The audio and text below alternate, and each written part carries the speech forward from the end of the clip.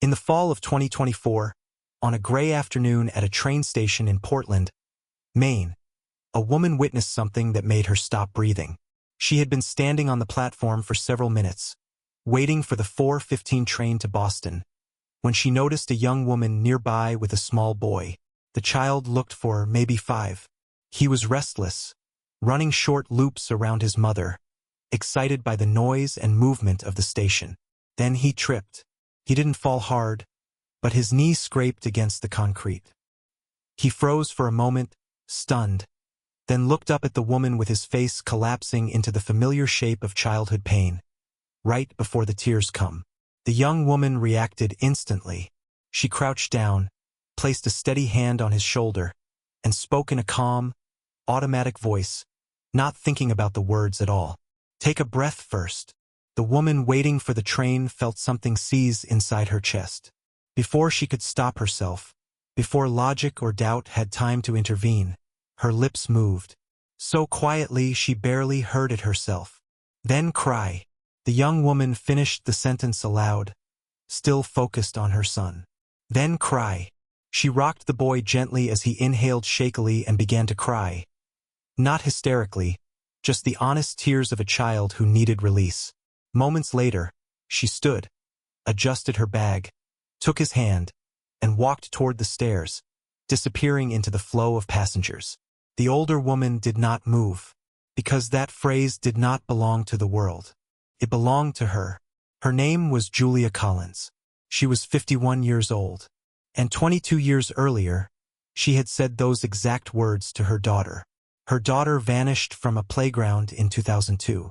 Her daughter, who would now be 25 years old, and a stranger had just spoken her words. September 2024, Portland train station. Julia stood on platform 3, clutching her bag, waiting for the same train she took every month. Boston for the weekend. Her sister. A familiar routine she had followed for years. Same time, same platform, same quiet emptiness that came with traveling alone. She had been alone most of her adult life. Her husband left 3 years after their daughter disappeared. He couldn't survive the grief, couldn't live in a house filled with unanswered questions. Julia stayed. She stayed with the memories, stayed with the search, stayed with the hope, even when hope became less belief and more muscle memory. The platform wasn't empty. Business travelers, college students, families. Julia stood near the edge, watching movement blur together, until her attention was drawn to the young woman and child nearby. The boy was full of energy. The woman watched him with an easy smile, until he fell. The moment the woman spoke, Julia felt something cold pass through her chest. She knew that phrase. It wasn't common. She had never heard anyone else say it. Not on television. Not in books. Not from friends. It had been her mother's phrase. Then Julia's. Then Anna's. A ritual. When Anna scraped her knee. When she got scared. When she was overwhelmed. Julia would kneel, steady her, and say the words. "Take a breath first.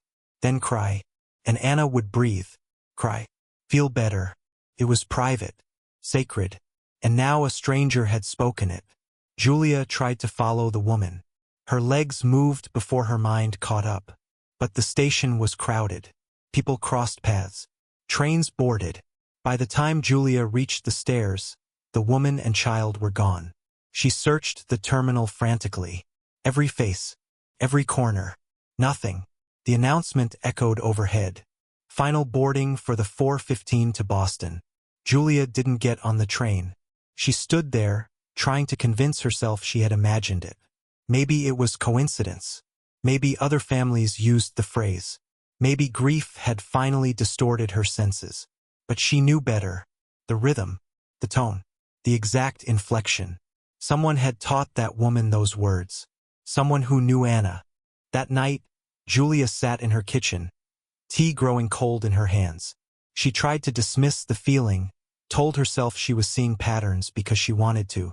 22 years of loss could do that. But she couldn't shake the certainty. She went to her bedroom and pulled a box from beneath the bed. One she hadn't opened in years. Inside were photographs, police reports, missing person flyers. Anna at 3 years old. Blonde hair, blue eyes, laughing in the sun. Julia tried to imagine her daughter as an adult. She couldn't. Too much time had passed. The next morning, Julia returned to the station. Same platform, same time. The woman didn't appear. Neither did the boy. She came back the next day. And the day after that. Morning, afternoon, evening. A full week passed. They never returned. Julia knew the odds. Knew she should stop. But she couldn't. Because somewhere deep inside, a quiet voice kept insisting. That woman was connected to Anna. September 2002. Anna Collins was 3 years old and loved the playground at Deering Oaks Park. Julia took her there every Saturday. Swings, slides, sandbox. On September 14th, they arrived at 2 p.m. The weather was warm and bright. Anna ran to the sandbox, completely absorbed in her play. Julia sat 15 feet away, reading. At 2:47 p.m., Julia went to the restroom. She was gone for 2 minutes and 40 seconds. When she returned, the sandbox was empty. Anna's toys remained. Anna was gone. Police arrived quickly. Dogs were brought in. Doors were knocked on. No witnesses. No evidence. Anna vanished in under 3 minutes. The case went cold within 6 months. Julia never stopped thinking about her daughter. But eventually she stopped searching. Until September 2024. What Julia didn't know was that on that same day in 2002, a woman approached Anna at the sandbox. She looked normal, calm, well-dressed. She knelt beside Anna, admired her sandcastle, and said something that made a child trust her.